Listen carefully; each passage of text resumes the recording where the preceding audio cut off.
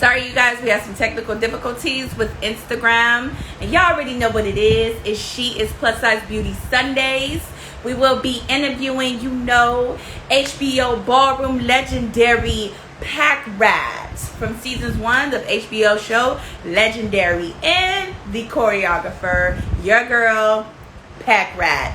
So you guys, we're going to go ahead and let you guys get tuned in. Sorry, I know I was just on live, but Instagram just had some type of technical difficulties, so we're going to go ahead and try to bring her back into the live. What's up? We got your girl Packrat into the joints. Woo! There she is, you guys. She's like, okay, we got your girl Packrat in the building. You guys, what's going on? Y'all know what it is. This is She Is Plus Size Beauty Sundays. And we got your girl Packrat. So what's going on, girl? How you been? What's going on? I'm good. I am good. Oh, girl, you got a lot of fan bases in there. They popping in, girl. They popping in. Yes. Hi, everyone. We're live and in color. Out. In color, honey. In color. Let me go ahead and turn that up a little bit. So, you guys, just for y'all that's popping in, welcome to She Is Plus Size Beauty Sundays. We got the legendary season 1 HBO / choreographer. We got Packrat in the building. Oh, girl, you got a lot of fans. Oh my God, I'm trying to keep up right now. This what happened to me last week. The fan base was so big, girl. Oh, girl, I tell people it's about the love. For me, everybody do press for followers and fan bases, and at the end of the day, are you okay? Are you yes? Surviving? Are you living? Where's your mental? Where's your coin? Ooh, baby. All right, so Packrat, go ahead, introduce yourself, occupation, and hometown. Yes. Well, hi, my name is Stephanie Packrat Whitfield. Yes, I'm a Stephanie. I'm from Willingboro, New Jersey. That is where I'm from. Jersey girl at heart and will always be. But I live in Los Angeles, California. My occupation is I'm a professional artist. You know, that's what I do. Sorry for the lisp. I just got my braces today, so good luck. Wait. You just got your braces put in? Yeah, no, I just got invisible braces. Yes, guys. So oh, nice, nice. Wearing them. It's a struggle. Okay. Your smile's gonna be on fleek, girl. I had braces for believe it or not, when I tell people this, I'll be like, I had braces for 8 years, and yeah, it was that or either surgery. Yeah, so I understand. Girl, was that or either surgery. So, oh my God, I have so many questions. When I was putting up in my story, I was like, if you guys have questions for Packrat, baby, they was coming in like water coming out of the faucet. And they was like, oh my God, we love Packrat. She was one of the favorites on season 1. So, you have so much love. That's really dope. So, Packrat, how did you get the name Packrat? Well, I got my name from my mom, actually. Not my ballroom mother, but my biological mom. Your At mom? the time, I was named Skittles, so everybody was saying taste the rainbow type of thing. And I didn't really like Skittles, and then there was also a girl in ballroom named Skittles already who was nasty at what she does. So I was like, I don't want to have the same name as somebody that's already nasty at what they do. But it comes from me being a Packrat when it comes to learning. Pretty much, I'm a person that likes to learn something new every day. I'm all about progression of the mind, of the soul, of the body. So, I pack in all the knowledge that I can. I keep it with me and keep growing. So that's where that's awesome to hear. Because I was just because seeing you in ballroom, because I will go to balls. This is crazy. I will go in the balls, and I will honestly see you all the time, and I'll be like, yo, she is so cunty, and I love it. You will really give it. And I'll be like, they was like, no, girl, she's real, she's real fish, she's real. I was like, really? Oh my God. I was like, really? Because, you always see the girls, they be going in, and they was like, nah, she's real fish. And I was like, damn, she's really hanging in with the guys, real cunty. I love it. It's a hard work to do, I tell you that. So I know a little bit of the, the ballroom community, just growing up, being around drill team, and, having people that was a part of ballroom. So what official house, are you still in the house of La Vie? No. So I haven't been healthy yet. So hello announcement on the show. No, I am no longer in the house of Lavin. I am Packrat 007 as of right now. Or just call me Packrat. Yes, Packrat 007. I get it, girl. And I see, oh, you know what? In the comments, they should have told me that because I was like, I think I seen you were bringing out your kids at the Benji ball, right? Some of your kids. I was. Baby, they was coming out like, girl, they was coming out like puppies. And I was like, woo! Baby, I was entertained. Shout out to the Benji ball because, baby, the world was open. That ball line was wrapped around the corner. I had to get up in that thing. The kids was waiting for a function. I tell you that. It's hard, like, when you're itching to Vogue or just to be around your community and there's nowhere to really go. So I think that was a wonderful moment for everybody to just gather together. I'm trying to tell you, it was like it was kind of like giving the back in the days where the line was just like wrapped around the corner. Yeah, it really was. Whoa. We was outside. We were right. outside. Like, baby, you gonna wait in that line for that ball, baby. Oh my goodness. So how did you find ballroom? You know, I tell everybody who starts their profession on the show, how did you, like, where did it start for you? Well, it started in dance. I've always been a dancer. And, you know, dance is my main thing that I'm out in LA to do. And I was a dancer as usual. And then one of my gay friends was like, yo, you have to come to the club with us. And I was like, I am 16 years old. Whose club am I getting into? They was like, oh, you don't got to worry. We're going to get you in, girl. So, you know, doing the things I shouldn't have done as a child. Sneaking out, went to Philadelphia. Crossed the bridge, the Betsy Ross Bridge into Philly. Went to my first club called the Breakfast Club. It was a gay club in Philadelphia, very popular. It was called that because they served breakfast every time, all day. Nice. And that's the first time I saw Vogue. People were there. They were slamming their backs on the ground. I was like, what is this? The girls are going all over the place, jumping over each other, kicking at each other. I was like, what is this? I need to know what it is. And then my friend told me it was Vogue, and I got hooked, and I started going to that club all the time. Until, of course, I tell people the struggle with the LGBTQ community is that a lot of times our stuff gets shut down. So eventually, you know, it was a police raid. They ended up shutting the club down, and then, you know, it became the fight to find the scene again. But yeah, I started in 2006. Oh, that's amazing. So, like, you really are legendary in this game, and I love to see. I wish. I haven't earned legendary status yet. But I hope to be one day. It's up and coming, girl. It's coming. You got kids and some more stuff. It's coming. It's coming. Because the kids know your name. When they see you, the kids know your name, girl. And everybody know who Packrat is, girl. I know who Packrat is. Not even just from the show. I knew who you were just going to balls. Because I was like, yo, she is really like lethal, like cunty. When I think I seen you at, it was the People's Choice Ball. Oh, my God. Girl. Yeah. Throwback. Wow. You've been out here. Yes. I be in the background. I be in the background just being a part of it, just having people around me in balls. And trust me, I was just like you. My older gay family, they used to sneak me into the 21 and older clubs.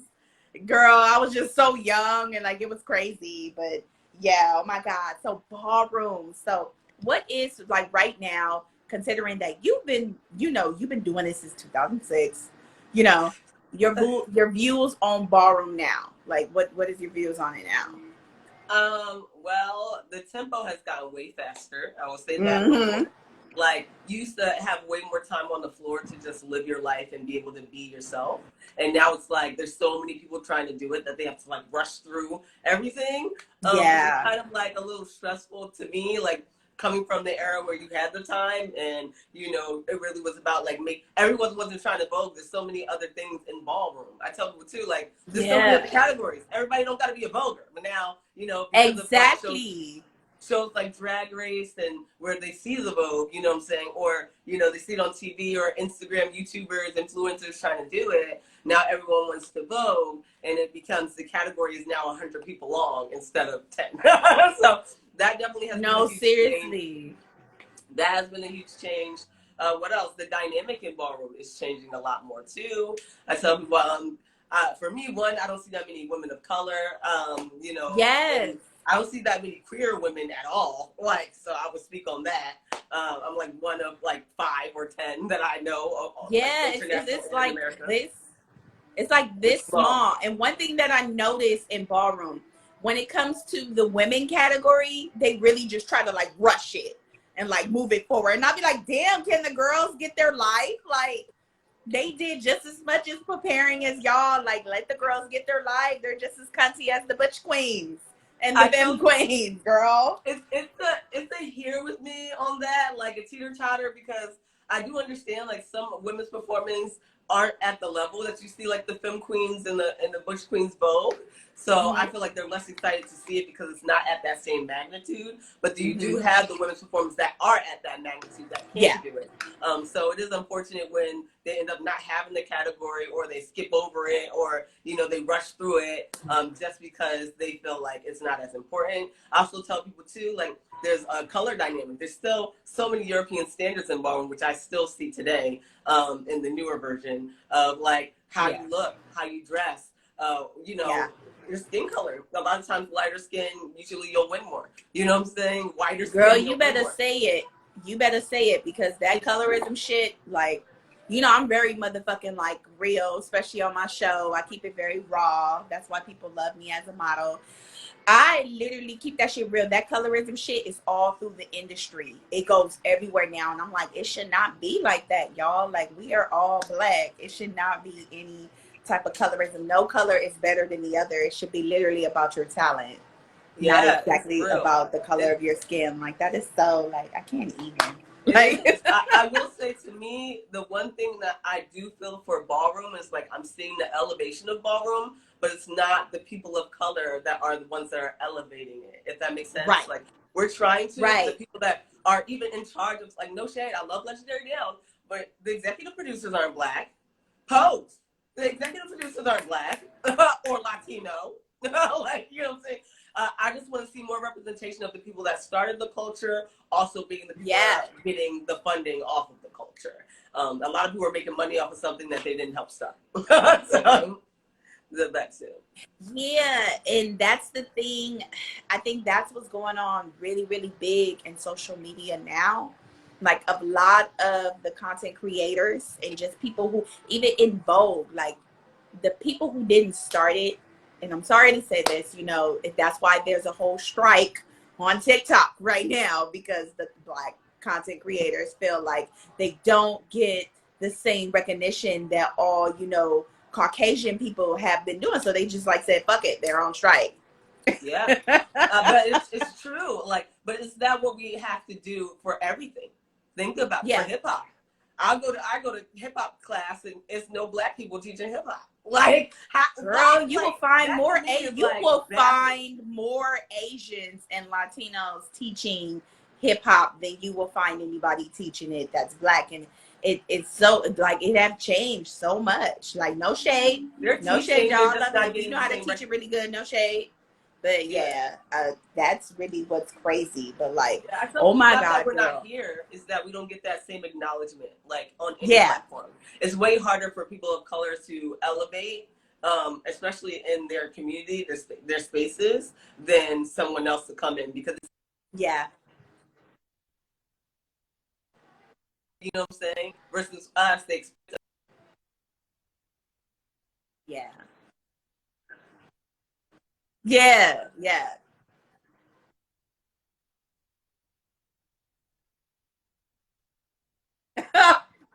Girl, we looking at some dry version of like all these little like dances, and I'm like, I can't take it anymore. I just turn off TikTok. Like, oh my God, like I can't deal with it. So, oh my God, so Legendary. That show was like a stepping stone of taking the ballroom culture into the mainstream. Y'all don't know, I was really living for every episode, every week. Like, I even downloaded like HBO Max when it first came on for the first season. I loved fucking it. And you were one of the fan favorites. There were plenty of lot of fan favorites on season 1. You were one of the fan favorites. Your experience on Legendary, pros and cons, girl. Let us know.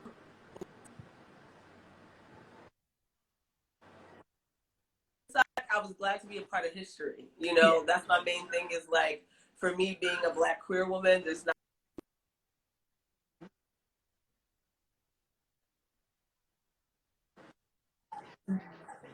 Mm-hmm.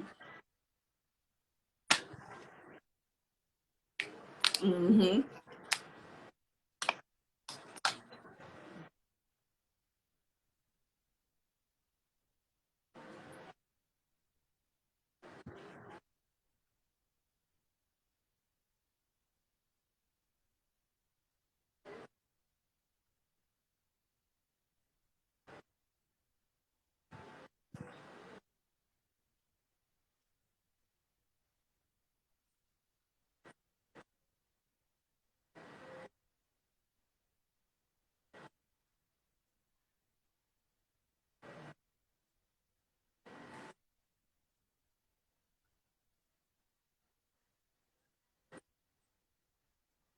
Right.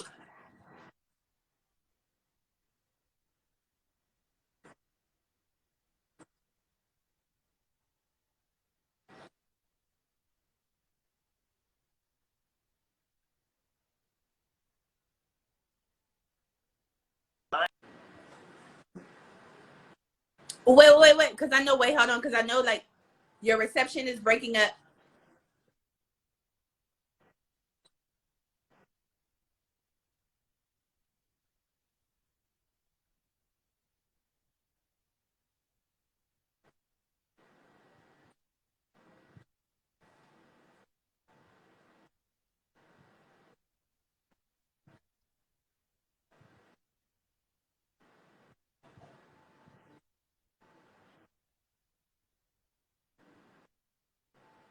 Right.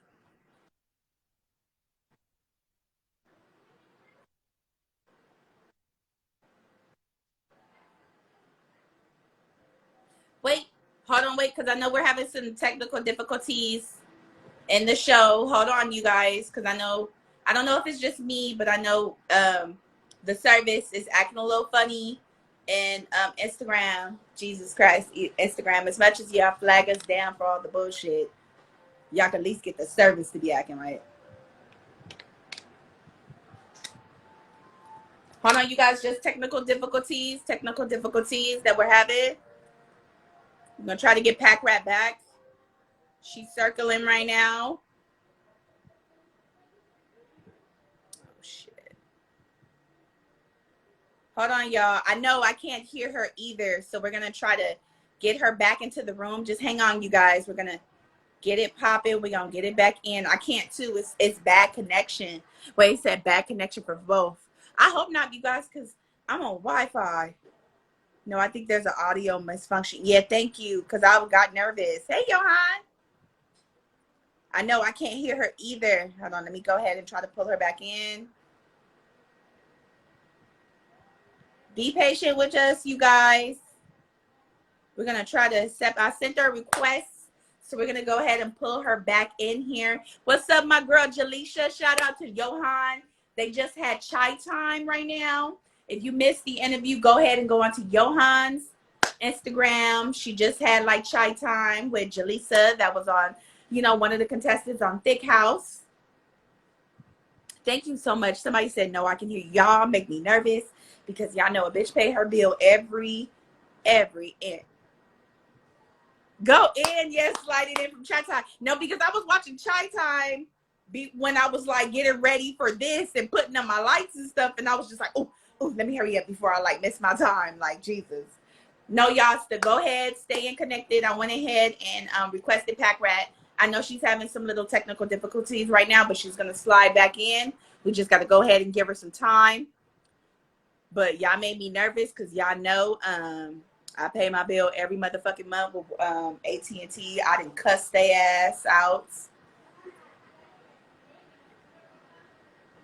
Jihan, how you say it? Jihan. Look, she like Jihan. Look, I be saying it why because I think I be like speaking Latino all the time. So hard. Jihan. You know what? That's actually pretty because you got like the J-I on it. I realized that you always have the J. Oh my God, you guys. But if you guys could, we're waiting for Packrat to go on in. We're going to wait till she slide back in. And then after that, you guys can like slide on in and go look at the replay from Chai Time. G home. I like that. Oh my God, you guys, we're gonna go. I tried to request her in. Hopefully, she's trying to get her connection back together. You guys, the conversation was getting so good, and I had so many juicy more questions. Thank you, thank you, thank you. I love it too. Oh, we're back, baby. I don't know what is going on. I was like, Instagram, you need to chill with the line because I know we both paid our bills. So it's because we started reading on the network. They shut us down. Girl, they was going in. They was like, we can't hear her. We can't hear her. And I was like, oh my God, it is kind of like messing up. And I was like, Instagram, as much as y'all flag us the fuck down, y'all can't get no shit to work right. The minute I said a con, it was like, nope, we're not having none of that. Shout out to Rich by the Weekend. Just joined in, you guys. And Kirby Connections, Inc. We got a supermodel. We got a plus size supermodel up in here, Jihan. Let's go. And we got one of the Thick House contestants from the show Thick House. She done joined in. Jaleesa. Shout out to Jaleesa. Come on, Jaleesa. Y'all too hot for Instagram. So where we left off, oh my God, like your experience on Legendary, pros and cons. Like, okay. 'Cause I know you guys are still under contract. I know you guys are still under stuff. You can't say what the hell y'all want to say, but I know in the ballroom culture, you know, we let it all out. We let it all out. Okay, not the categories the Wi-Fi. Y'all okay. Yes, pros and cons. But yes, so good sides. I got to hang out with my family. I got to be a part of history. It was I wouldn't say it was a fun experience because it was very stressful. We were producing a ball like every 2 days, every 2.5 days, which is a lot because we don't even attend balls that frequently. So it was a lot of work on the body, a lot of stress. I went to the hospital a couple times while I was there. Oh my God. I actually injured my ankle, episode 1. Oh. Which is why I wasn't in the scene where we won 3 blind mice. It's just Carlos and Zay. I was at the medic. I was at the medic getting my ankle treated. Then one of the ball mons ended up falling on my knee during the finale, and it popped my knee out. She also put a hole in my knee, so I had to go to the hospital for that and get PTO. I had one back injury. It was just the back-to-back performances. You know, everything wasn't always peachy with the staging and, you know, costuming and all of the things, which had to, you know, added on to the problems and the issues. I will say that a lot of times that we were on the bottom on the show, it was also because they did something prior. Like even for like the Africa episode, our costume wasn't done. They didn't finish our costuming, so they just literally brought back black bodysuits and threw on a bunch of feathers and told us to go out there because we were under contract and we still had to perform. That shit is crazy. It was crazy because you just took out one of the, because that was part of my next question of asking. I was like the routines, because I know the routines. Like I'm gonna be honest, I'm calling this reality television because this is what the fuck it is. Being under reality television has this pressure of like, it may seem like it's this stretched out long time, but that shit is literally like day by day by day, and y'all are fucking filming. And I'm just like, I know doing the costuming, I know that shit was stressful because y'all had like hair, weaves and wigs and like really good. Shout out to Johnny. Shout out to y'all for the makeup crew. And you know, and then y'all putting up these routines. I know y'all was just like, it was time for y'all broke down and cried like, I can't do this. We had a lot of those nights. we had a lot of those nights where we did cry. We wouldn't get our costuming until 5 minutes before we got on the stage. So shut the fuck up. Really? Your costume wouldn't fit, your shoes wouldn't fit, and guess what? You still have to perform. Sometimes they bring you a totally different costume than what you asked for. You still got to perform. So, oh my God. Look what people said. Like, you have so much. People are talking about like, wow. They said like, ouch to your Jaleesa from Thick House said, ouch. And I'm pretty sure she can relate too, because she was doing like a reality television like type of show. Jihan, supermodel, plus size supermodel. She said you served body every time. Thank you. Yes. A lot of times I was getting sewn into my costumes because they couldn't get my breast size right or my body shape because a lot of their stuff was like size 2, size 5, and I'm like, bitch, you need all that bullshit. Can you go to? Do you have 12, 15? Do this stretch. So I got sewn into a lot of outfits because I was one of the thicker, cisgender women on the show. Yeah. So that was a real struggle. What else? makeup crew. I was glad. I was complaining in the beginning because they didn't have black makeup artists to do my makeup. So I was like, I was coming out pasty. I wasn't enjoying that. Yeah, I actually lost my edges on the show, and I've just started getting them back because I was struggling with it was constant gluing down your hair and ripping it off and then gluing. Oh, they got me fucked up. Like, oh no, they got me fucked up. Hold up. Yeah. This is crazy that you talk about the wardrobe and shit like that, because the girls, not to take it off topic, but girls from Top Model will say the same shit. Like, they didn't know how to really do black girl hair, and they was fucking up their hair. The people that was on the show was fucking up their hair. Shout out to Tyra, but I'm sorry, y'all. The weaves and shit was horrible. It's but that's also the producers. Jihan said, damn. Tyra's still the talent. She got hired to be the face, but she's not the one with the budget. What you mean they didn't have, like, you mean to tell me that all these makeup artists that they have in this day, they don't have nobody that know how to do color? They ended up getting some later on. Lysandra Gunter, I will forever praise that woman. They ended up pulling her on, and she was amazing, and she would beat my face to the capacity every day. Beating it to capacity, honey. Yeah. Oh, your fans is going in, girl. They said, damn, honey wasn't lying about the messed up wardrobe team. They saying like how Honey from season like 1 and 2 was saying like, oh, Honey wasn't lying about the messed up wardrobe team. That is crazy. They put y'all. Well, the thing is, like, they also have a budget, so it's not all their fault, because if production isn't giving them the money that they need to produce what we asked for, what are they supposed to do? They're just trying to do their job as well. So I understand the frustration, like, but I also got it as an artist. You know, because it's like, yeah, you asked for this, but we can't get that if they only giving us $25 to buy your costume. Like, you know what I'm saying? Like, so that's not the budget they gave them. Like, I know that's not the money they gave you, but it be like when they think like really, like, yeah. Really, so that's the hard part too. Is like, I know that they try to do their best with what they're given. So yeah, that's why I never like beat up on them. I tell people, the Honey moment, I get it, but I also say, girl, you didn't read them for when he was talking about the makeup, knowing that we didn't do our own makeup. So don't leave Honey now. Unless he's talking about a shoe, leave my sister alone. Okay. You know, but that really gives, because that shit goes around a lot in the industry that they don't have. No, and this is crazy. It's not like they don't have, because I know a lot of women of color that can beat a motherfucking. I know a lot of women that are Latinos that can beat a motherfucking colored face down. So I don't understand how they can't find these makeup artists. Like, that shit baffles me. They prefer not to pay us. That's what it is.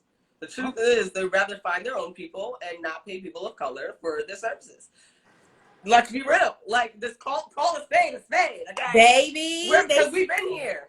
Baby. We've been here. We're not going nowhere. You know what I'm saying? So for me, it's like, you can't tell me that y'all couldn't find, because there's tons of people that do, you know? So that part was a little disheartening. You know, we did end up having like Oscar on hair and their team. That was really amazing. That like came and did the hair, and they were working way under budget as well. So that tell me was a lot, you know, especially just in the behind the scenes. Like, sometimes you didn't know what your set was gonna look like.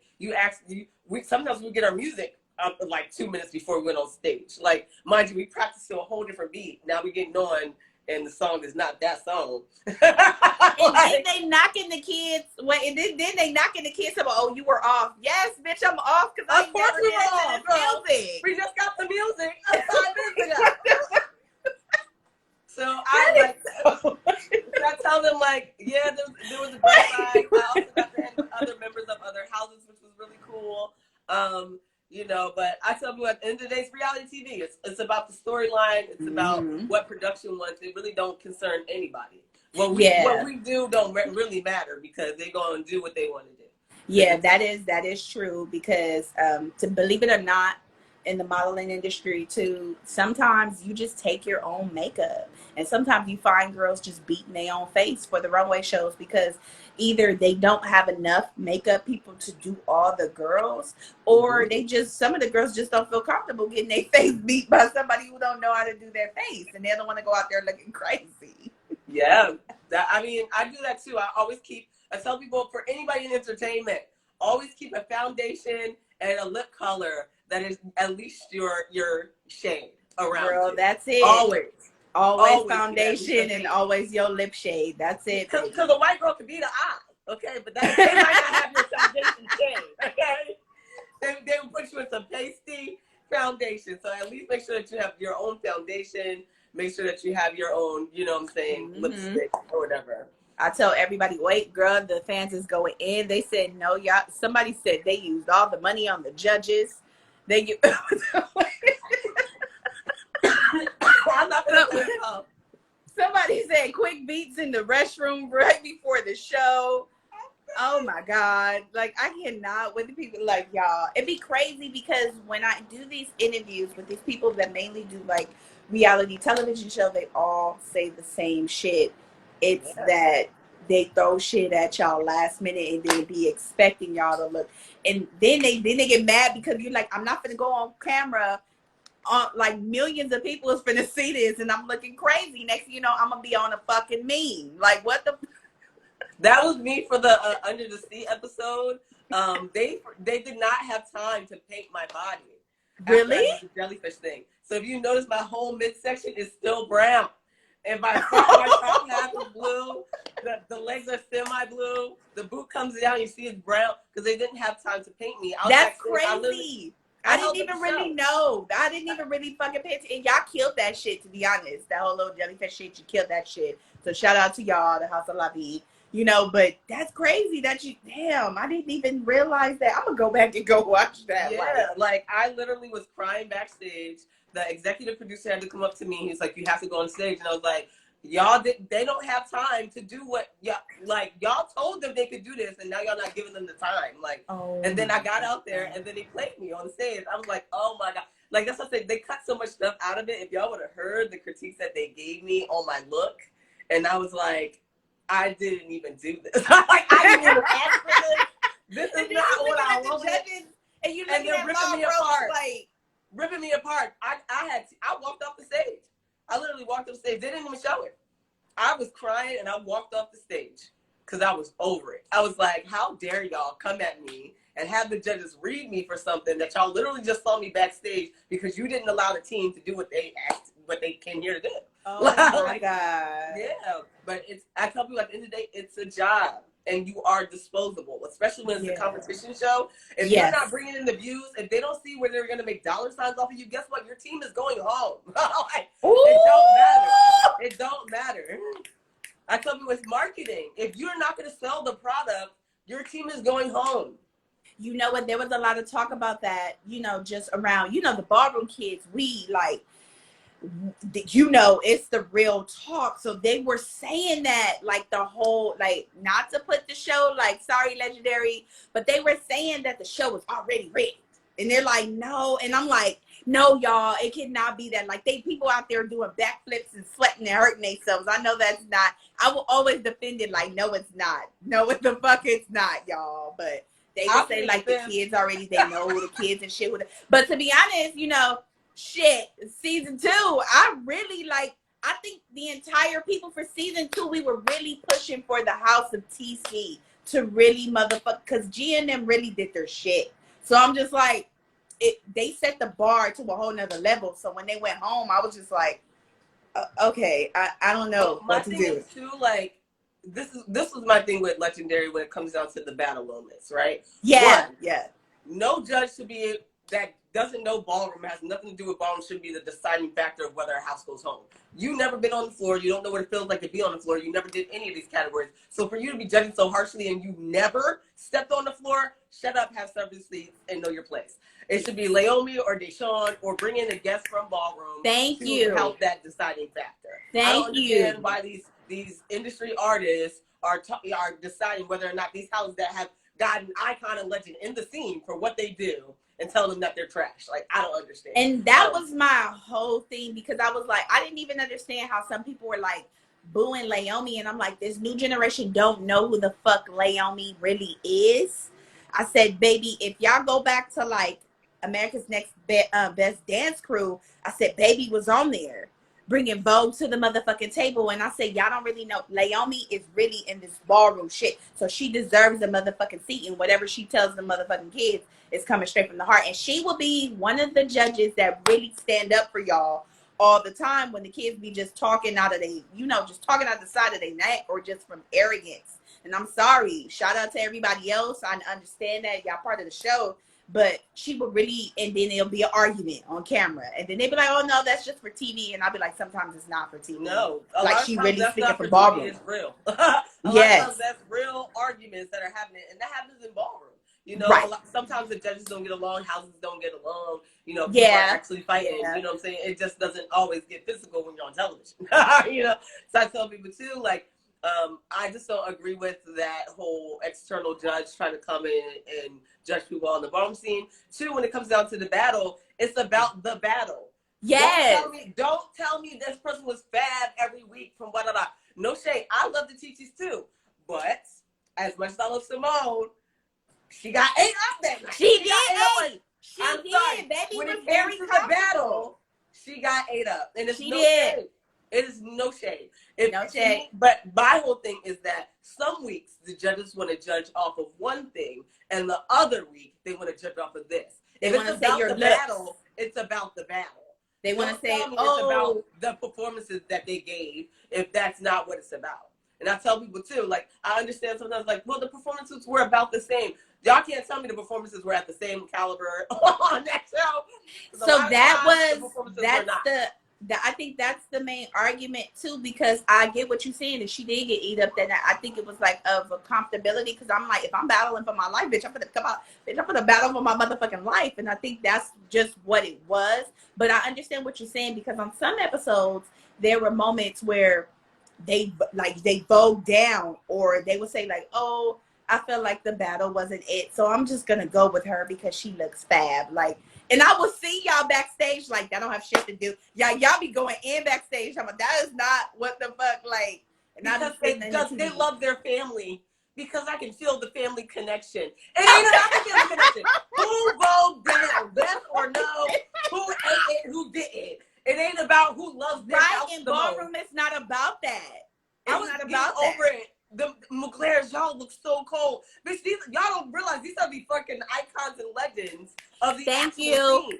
They're used to doing this. Why do y'all need them to be like, oh my gosh, of course they love each other, but they came there for a purpose, and it's to win $100,000. So of course they're not all chipper, because they're trying to make sure their shit looks good so that they can win their money. Like, I didn't understand. It was the same thing with us. They made the Lobbins look cocky. No, we came here for a reason, because at the end of the day, we're trying to win money. Why do we have to be, oh my gosh, we love everyone and everything is love? Bitch, we tired. We still got to deal with regular life. We still have to deal with our own family dynamics, our home dynamics, all that, while we're trying to be on a television show. But I was losing my home while I was on a television show. And I wasn't getting paid enough to pay my rent. Oh, my God. You want to talk about dealing with problems. Like, and y'all want me to be smiling, but I'm dealing with injuries, and where am I going to live when the show is over? Okay. That's some real life shit. That's some real life shit. And you know what? Shout out to the Muglaires, you guys, because the Muglaires is a very fabulous fucking house. You guys, they gave that big ass motherfucking Rihanna ball that was in New York, y'all. So shout out. And it was crazy how they was like kind of talking to the Muglaires. And I'm like, motherfuckers really don't know who the Muglaires is. They just gave that wonderful ass ball who packed a house out with Rihanna. But they're not a part of ballroom. The judges don't go to the ball. So how are you judging and you don't even know the people because you've never been a part of the community? I'm sorry, there's tons of people in the community that you could put on that stage. Mm-hmm. There's tons of people that came from the community that are now in space. Amber Rose used to walk face in the community. What? Tiana Taylor is in the community all the time. All the time. Naomi Campbell used to be at the balls all the. Why don't you have the people that were there? Get the kids. Get all the kids. Any of the judges. I love them all down. You know, we didn't really get to know them or be best friends with the judges. You know what I'm saying? But they did their job. Like, I don't dislike them. But do I think that they were the most qualified for the position? No. Girl, your fans is going on here. They said, so real. Somebody said, yo, when they kicked them out, I was livid. How do they have the best performance and then get kicked out? Shade. And then somebody said, your hair is so pretty, Packrat. Oh, my God. So, oh, my God, girl. What inspired you to become a dancer? Because I know, like, besides ballroom, like, you really, like, you know, like really a dancer. I'll be seeing you getting your things in, and I'm just like, that's amazing. Like, what made you want to be like a dancer, choreographer? I like at first I actually wanted to be a dentist. Funny story. I wanted to be a dentist, but I couldn't pass inorganic chemistry. It was really hard, and my teachers were never from America, and they could never speak English. So it was just I was like, that's not going to be an avenue I'm going to take because I can never get past this course. I always loved dance, but you know, I come from a Black household where what's going to pay your bills? How are you going to put food on the table? And it was very much, you need something that you know that you can, you know, provide for your family or, you know, provide for yourself. We don't want to have to, you know, walk you through life. Like, so I ended up, you know, auditioning for dance school in college, Nice. and I ended up getting in. And then my parents was like, that's nice. We're glad you made it in, but you're going to double major. Like, Woo! yes, I double majored, double minored. And then I just wasn't sure how I was going to make it. Educated Black queen. Okay. Yeah. I didn't know how I was going to make money doing it because no one in my family was in entertainment. So I didn't quite know how to go about auditioning. How do you get an agent? How do you, all these things. I had no, you know, mentor. And it came from like trial and error. I was a nosy queen. I tell people I was at all the dance things. I would say anywhere where there's dance, I need to be there. Right. So I told people like any club, that's the hottest club. Any dance event, any poster I would see, I would just show up. Like, you know, show up and dance my ass off because I didn't know nothing. I would go to the hottest dance studios, you know, and then I would just listen. And then I would ask questions. I tell you, if you've never been in the industry, you can't be afraid to open your mouth. Like, closed mouths don't get fed. That's what my grandma always used to say. Like, baby. If you don't ask questions and figure it out, then how are you going to, you know what you want to do? And then eventually I booked my first job. My first job was actually Step Up Revolution. I was an extra in the flash mob. Nice. And that was my first like big job, you know. And I was like, oh my gosh, I can make money doing this, like, you know. Yeah. And then that one little light kind of sparked me, like moving to LA. I went to a dance convention called Pulse, and Lorianne Gibson and Dave Scott was like, I don't know why you're in New Jersey. You're not going to book anything here. You need to move. And I was like, move where? And they were like, go to LA. And I was like, okay. Like, I was okay. Like, you was like, okay. Like, why not New York? And they were just like, New York's more for Broadway. And, you know, if you want to be off Broadway, but if you want to be in commercial world, go to LA. And I was like, all right, bet. Like, so the minute I graduated, I saved up my money and I went to LA and, you know, I trial and error, falling on my face. And that's what I will say, because like I said, if you don't have a mentor or somebody to guide you or help you, and a lot of times, especially with people of color, we're battling for the same spots because they only want one or two of us. Only one or two. That's it. A lot of people aren't as welcoming into telling you how to get to what you need to do.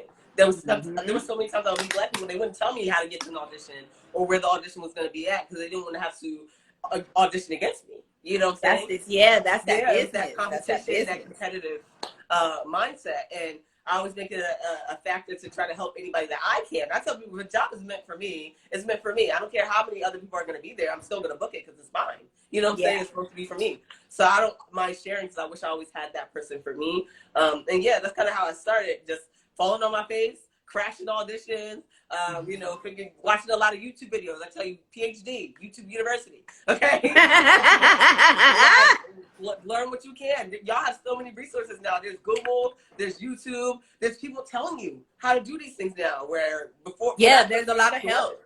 There wasn't as much help. YouTube wasn't as popular when I moved out. Nah. So it's like now y'all have the resources. Use them. Talk to the people that are in the industry that you know. DM them. So what if they don't answer? DM somebody else. Like, keep trying until you find somebody that will answer, or, you know, keep working until you find something that works. I tell you, you're going to get tons of no's before you get a yes. And that's kind of where I was at. I got no's, and then I slowly turned into yeses. So. Oh, yeah. That's literally being in the industry, like, because you're going to get a whole lot of no's. But it's crazy, like, how people of color that are in your industry, and this is for everyone, they're not like as inviting as all the other races is to help you. Girl, if I count on my finger how many hoes didn't like help me with castings and shit like that, girl, it's literally like was me for a minute just grinding and finding out shit by myself. But then I came across, you know, a few genuine people that was like, nah, it's gonna be here, this and this and this, and like would shoot me the casting. So I understand that completely. Yeah. Girl, getting a whole lot of no's is crazy. Like, it's real. That's something. Don't get discouraged. I used to hear all the time, I'm too dark, I'm too edgy, I'm too thick. They would always tell me I needed to lose weight. They would tell me my boobs were too big because I couldn't fit into the shirts or whatever. You know, how do you lose weight in your boobs? Like, like, how do you, like, well, there's something called the binder. The binder.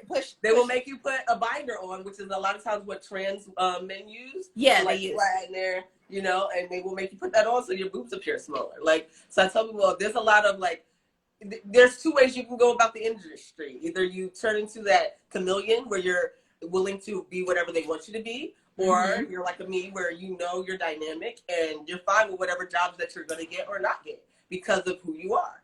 I tell you that too. Like, if you know that you're an edgy person and you have a certain look, every look doesn't work for every artist. Every look doesn't work for every job. So I can't be edgy and book a Beyonce, you know, but I can be edgy and book a Madonna and a Pharrell. You know what I'm saying? So I tell people, or Rihanna. So it comes down to, you know, your image. And your style. Your style and your looks have so much to do with getting booked. It's not just about. It's not just about that. And who you know. I tell you that. Okay. Sometimes it don't matter how talented you are. If you don't have no connection, you're still not booking no work. Preach, bitch. I'll be telling everybody. I'm gonna be honest with you. I was like, this industry is really about networking, and I said it is about who the fuck you know. You can be at the end of that motherfucking line, and the bitch that's popping right now be like, "Hey, whoop-de whoop whoop whoop," and we'll push your ass all to the front, bitch. You ain't gotta be that talented. It's just about who you know. But your talent is a plus. Yeah. To get you to stay. Yeah. I tell all the kids that, girl.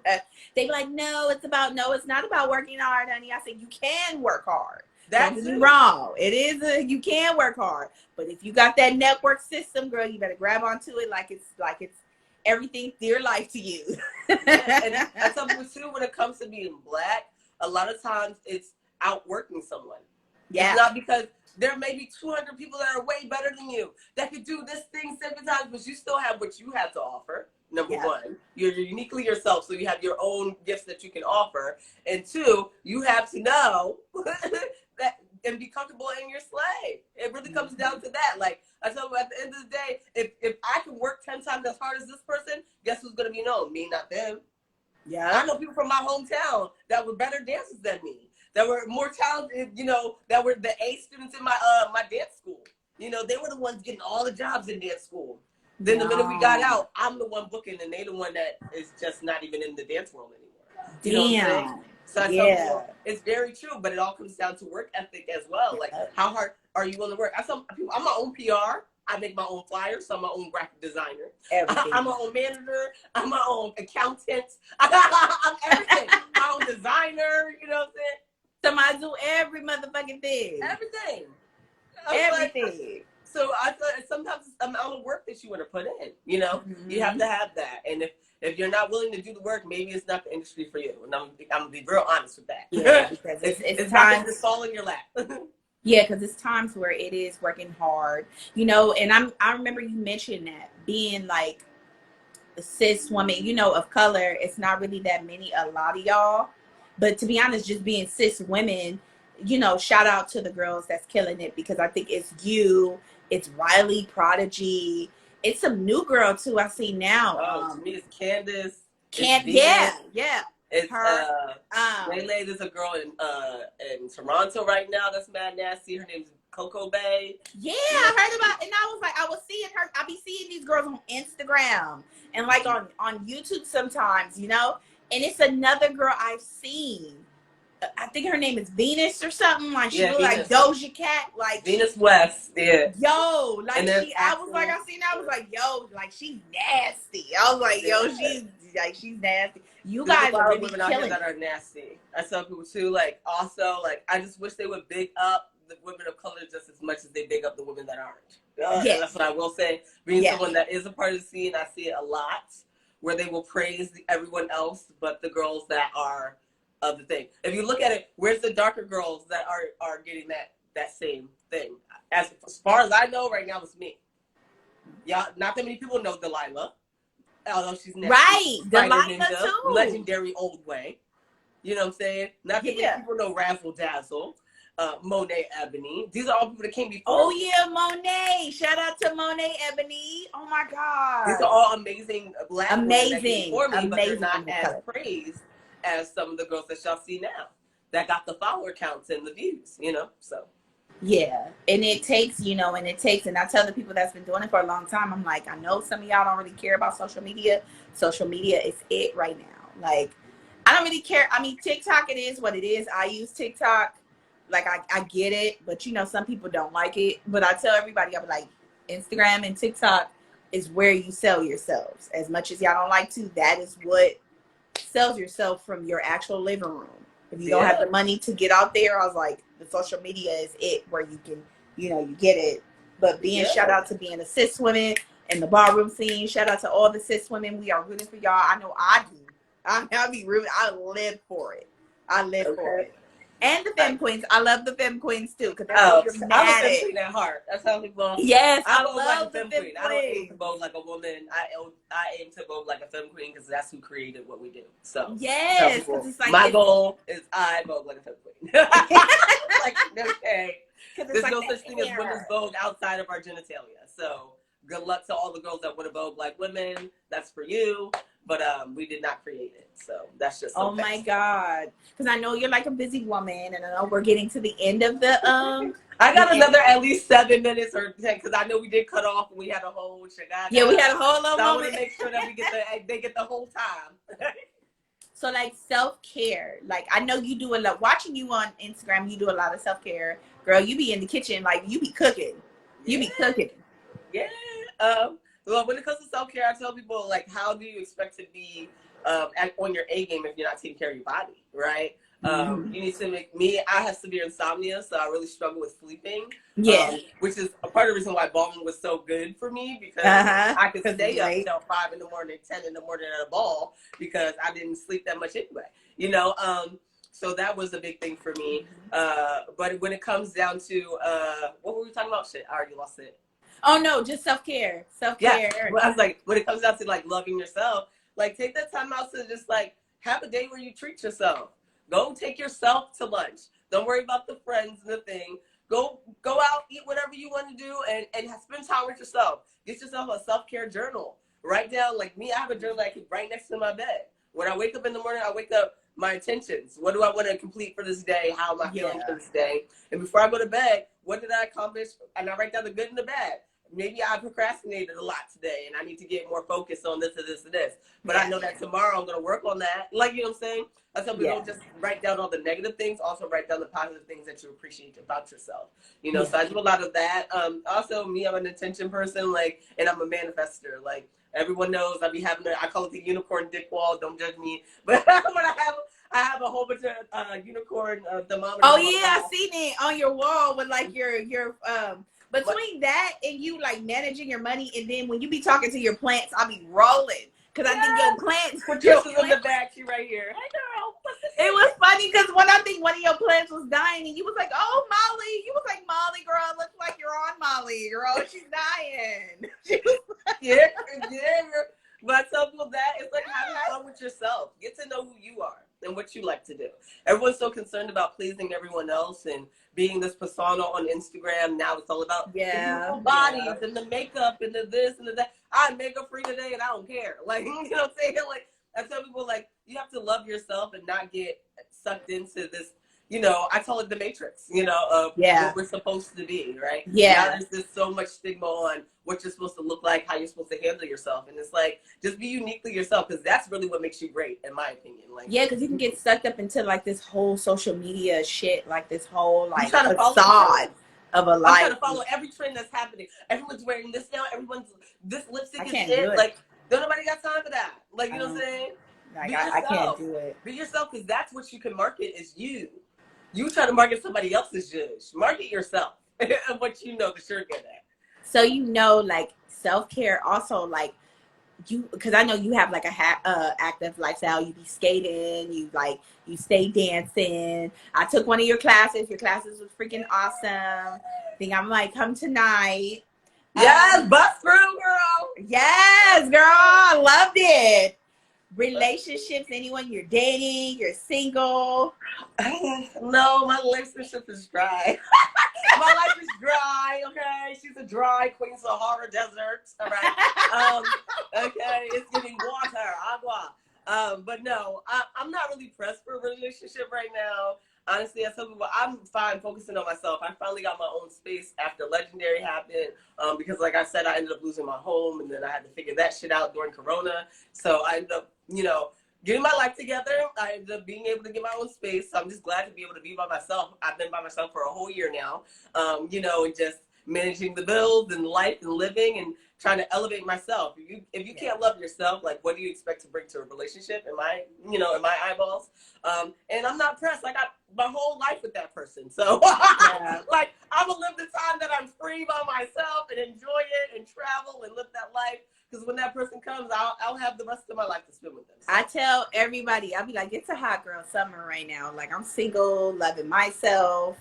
I mean, if a nigga want to come along. Summer is giving a snow cone summer for me. and I don't mind it. You know what I'm saying? I don't mind it. I tell them I'm very much like a nerd at heart anyway. So I'm more of the play video games, watch anime. And anime. I'm a workaholic, so that'd be my life. Yeah, it gets like that. It's hard to find a companion when you're working a lot. That's my problem. And because I love, what I do. So I'm just like, you have to fit in that shit. If I can't intellectually have a conversation with you and you can't fit in my lifestyle, I don't know where the fuck you're going to be at. You're going to be left behind. I'm sorry. and don't nobody got time to be building mirrors right now. Like, this ain't building mirror workshop. We ain't trying to put the stuff again and build you up to be blah, blah, blah. Like, I tell people it's not about coming to nobody's table, because to me, you should be on the same playing field. Y'all should be ready to elevate together, right? People talking about what you bringing to the table, bitch. Whose table? Do you even own a table? What table are you bringing to? Like, do you even know, like, nigga, do you even have a fucking chair, like, to pull up to? Like, what? Oh, my God. Oh, it's about working together to elevate as a team. Equal partnership is how I see relationships. So, if you're not going to bring equal relationship qualities, then I don't need it in my life. Yeah. I can do bad by myself. Okay, now that we're to the end of our we're into our road, because I know we're both busy girls, because I know I'm like, oh my God, my schedule. Anyways, last two questions. What is your goals moving forward, like, for your career, and just maybe for your, like, house that you may be building up, or like, what is your careers moving forward for yourself? Right now in ballroom, my goal is working my way up, because I want to build my status. Right now I'm a statement. So anyone who doesn't know, in ballroom, there's legends, and there's levels to the shit. Pretty much, you start off as a spectator, you watch the balls, then you're a star when you start getting known for walking the balls. Yeah. Then you become a statement once you're known state to state. And then sometimes in different countries, that's why it's called a statement, because you're known. And then once you start elevating the squad, then you become a legend. And then if you do something innovative that changes the whole dynamic, iconic. An icon. And then we have the Hall of Famers, which is people that we will never forget, like Everybody in Paris is Burning, which is like Dorian Corey, Willie Ninja, all of the bodies that you will never forget. Hector Extravaganza. Hector Extravaganza. So I'm just trying to build, my repertoire and be one of those leading Black women to open the door for a lot of girls that wish that they could have seen people that look like them in the ballroom scene. So it's mainly building status, helping out the next generation. I'm very much of a giving back on history, not just on movement. I tell people that too. Like, stop just handing people steps. Teach them the history of the people that died and laid their lives on the line so that you can do what you do. Right? So passing on that history. And then just enjoying the ride. Like, in my career, I don't know. I didn't expect to be a ballroom extraordinaire, a Vogue artist. I literally was in a modern dance company when I came here, and I was doing hardcore hip hop. So, Vogue came out of the blue, and then Deshaun asked me, like, what I want to do with my career, and it turned into, like, he was like, you should Vogue. The Vogue you can make money voguing. And I was like, okay. So that's how I got into the Vogue world. So I told him, since I didn't plan to be here, I don't really know where I want to go. I just want to follow the ride that it takes me on, and enjoy that when it comes to ballroom. And outside of that, I've just been building myself up, building my brand. Like, I've been teaching a lot more classes, a lot more workshop. I've been traveling. I've been building up my own dance skills. I just took some amazing classes with Poppin' Pete. If y'all know Poppin' Pete is, he's like the creator of Poppin'. So like, and he's an icon in hip hop as well. Buddha Stretch, you know, I take a lot of classes with like the goats of dance world. Because to me, if you ain't one of the people that created it, why am I learning from you? If you just why am I learning from you? Honestly, if you learned it from them, like you learned it from them. You know, so. Yeah. But shout out to you, like shout out, like you're really out here doing things. People do see you. You know, you're on your own path. You also made your own name into the ballroom scene, and just in general, like you're on fucking TV. Like it's crazy. Like most women of color who were in ballroom have not done that yet. You know what I'm saying? Yep. And to be that young and you're like still doing it, shout out to you. And like women of color, we love seeing that, because your whole moment when you were like about your body, I think a lot of girls, like, we kind of like got teary-eyed, because that's true. They have this perception of like everything that they glorify now in the industry, they stole from us. What we used to have, they used to say it was ugly, and everything that you were portraying is what they like putting on to everybody else. Oh yeah, she's curvy and she's so thick and she's beautiful, and like, no, black girls been doing that for a long time, and y'all was saying that it was ghetto and it was ugly. So it was amazing to see your moment on that show, because that really touched my heart. I was like, that was a moment for black girls, that you are beautiful just who you are, and just being curvy and not being toned, and the big butt and the titties and stuff like that. That was serious. I loved it that you showed that for like body and just sex siren. Like that was amazing. Like, thank you. I tell you what, that's part of the reason why I continue to do it. Like, I was the one that walked that category. I didn't walk sex siren a lot. Right. I started walking it like 4 years ago, but it was because I wanted to decrease the stereotype of what, you know, what a good body looks like. Like, how are you going to tell me since I don't have work done, or since I don't have this thing, my body isn't beautiful, you know? And that was my main thing with the show. Was at that moment, I wasn't expecting that shit to happen. I did not want to cry on television. Nobody wants that to be their 5 minutes of fame, is them crying their eyeballs out about their body, you know what I'm saying?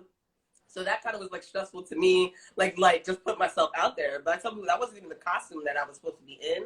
Literally, Johnny Wuchek cut my costume backstage, because the costume I originally wanted, they told me I couldn't wear it because I had too much body. They were like, "Oh, that's gonna get us a rated R rating," you know, da da da da da. HBO. But they let the ninjas. They had the Wild Wild West episode where they had the booty shorts on. But since they didn't have as much back there, it wasn't as much of an issue. So I had, you know, when the costume designer, he was really sweet, he came backstage and he sliced and diced my outfit up, and that's how I ended up in that costume. Wow. It literally was like a spare of the moment thing that happened right before I walked out on the stage. Wow. And you couldn't even fucking, I mean, the outfit was amazing if you ask me, but shout out to Johnny, you know, he did it. I tell you what, that was a very stressful episode for me. I tell people, as a cisgender woman too, like, they don't give a fuck if you're on your period on these shows. Like, you still gotta perform. So I'm like, you want me to dress sexy? I'm not feeling sexy. I'm not really that happy with my body. And I'm on period, girl, y'all tried it. Like, y'all are trying it. Like, you know.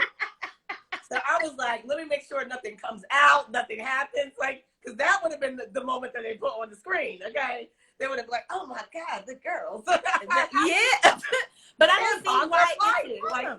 I don't understand how they're saying like rated R. First of all, HBO is rated the fuck R. Like, it produces shows like Real Sex. And I don't know if y'all notice, if y'all actually watch the shows that they have on HBO, it's a lot of sex. It's very raw. Yeah. It's very, but they wanted it to be a show for family as well, for education of children and all that stuff. Weird. So that was supposed to be the initial thing, but then they realized that ballroom is not that. It's not that. Like, ballroom is not. I mean, it's family based in some moments, but ballroom that is comes not. From, like I said again, us not being the people at the table. Yeah. We're not the ones that are there helping create the shows and navigate the things. If we were there, they would have known that it's family to us is not the same as family with you're 5 years old. Like, you know what I'm saying? And popping pussy for a real one. Like, you know what I'm saying? Like, so I think that was the main discrepancy. But yeah, I didn't expect that moment to be what it was. I'm glad that how I felt resonated with a lot of other people, you know, because I tell people, especially being in the industry, we get no's all the time just on body image alone, you know. Yeah. I know, at least I do. I can't speak for everyone else, but I've lost plenty of jobs based off of my body, you know. And so I'm a plus size model. I do. So it's moments where they have this idea of plus size. So moving, I know, girl, we talked so much. Last question, because I know. So I built this brand. She is Plus Size Beauty. I've been modeling about 7 years. I've modeled a lot of places like Mexico and New York and like LA Fashion Week. You guys, like, when you hear the word plus size beauty, like, what does that come? Because you are, you know, a plus size beauty because you're curvy. You know what I'm saying? Like, you're more the smaller type, but plus size beauty comes in all type of diverse. So when you hear plus size beauty, what does that mean to you, or like what comes to mind? Plus size beauty is, to me, is a body types that don't fit the dynamic of what they want in the industry, right? So to me, like, anybody who, you know, doesn't fit to me, is the narrative is skinny or Coke bottle, exact Coke bottle, then you would be more on the plus size side, you know, because even like super skinny girls, they would consider them models. Now they're the European stage models, you know what I'm saying? The high they call them high fashion instead of skinny, right? Where we're more the ones that they would have cast for like baby fat or Rockaware, like, you know what I'm saying? Right. Fashion Nova, like, you know what I'm saying? So I think plus size beauty, to me, on the positive side, is really just like loving your body. You know, everybody's into body positivity now, which to me is so important, but it shouldn't even have to be a thing, because all bodies should be loved from the jump, in my opinion. You know what I'm saying? So I'm trying to get it to the point where we don't have to have body positivity, because everybody's body is okay. You know, like, you know what I'm saying? But yeah, I tell people I struggle with both sides, because I auditioned for Lizzo, I wasn't big enough. You know what I'm saying? So I tell people, like, you know, I'm at that in the middle where I'm not plus size, but I'm not skinny. So yeah, you're like, where do I go? You're slim. Here you go. You're slim thick. That's what they used to call it. Like, you're slim thick, girl. I'm just like, I don't know. I just want to get a job. Like, I don't know. I just love my body and I want to look. Like, I don't know what to tell people. But I would say, love the skin you're in. Love the body you're in. So plus size beauty is, to me, not just a body type, but a mentality and a feeling. So yeah, know that. Yeah, shout out to you, Packrat. It was awesome having this queen onto the platform. I wish you nothing but blessings and manifest everything that you want into this career, and just know that you have a fan base that is really rooting for you whenever that you do. Shout out you know, you made your statement onto Legendary and you're continually to do that into the ballroom culture and ballroom, you know, scene and community. So shout out to you, Packrat. I just want to say thank you. Do you have any shout outs or projects working on? I want to first say thank you to you. So huge thank you for having this whole channel and like, you know, venue and social media for people to just express themselves and be real, you know, and who they are. So without creating safe spaces for people to do this, you know, not everybody would have the confidence, or you wouldn't be inspiring other people to do what they love to do too. So I want to say huge thanks to you for, you know, continuing to push and share your energy with the world, because that helps so many other people. And okay, because if I didn't meet you at the club, you're all right. I know, right? We met plenty of times before, but that whole night, I felt like it was meant for us to be around each other, because we kept running into each other. It was like all night after. It was like before I saw you in the line, and I was like, I know her. Okay, I know her. And then we was in the club. He's like, hey, girl. I was like, I do know you. And we started talking. And then we went to the after party, and I was like, oh my God, yes. And we ended up right next to each other. Shout out to the afties. I was so, oh my God, their drinks are so strong, you guys. If y'all do go there, be careful. Shout out to the afties in LA, okay? We're all the girls hang out. Downtown LA, you guys, the afties. If you don't have anything to do on the weekends, the afties is open. It's lit. Yes. I want to say thank you to you for being, you know, just who you are. I always have projects coming up. Right now, I'm teaching a lot of classes and workshops. So I have a couple online workshops coming up soon. I'm teaching all the time. Every Sunday is Vogue Sundays. I just got an actual advanced class that goes right after the beginner's class. So feel free to come through, learn your Vogue elements, or Vogue down with me on Sunday. Yes. And then I have a lot of concept videos and you know, projects that I'm working on with artists coming up. So we'll see that. Woo! Shout out to you, Packrat. Thank you. So go ahead, girl. Do what you got to do. And thank you for coming on. And enjoy your class tonight. You guys enjoy it. Like, she gives a very nice class. You guys go every Sunday. You guys, it's so bomb, you guys. It's like, what, like $15, I believe, a class. Yeah. And then they have, like, special monthly passes if you want to learn more, you guys. So go ahead. Check it out. It's a Black-owned studio. Black. And both of the members are men, which is not usually a thing. It's owned by Black men, and one is also queer. So you have, you're giving back to all of the community. Yes, giving it back. So shout out to you, Packrat. Thank you for coming on to the platform. Enjoy the rest of your day, Queen. You too. Bye. Yes, and next week, you guys tune in. We will be interviewing Gia, Mother Gia, in the House of TC. Yeah.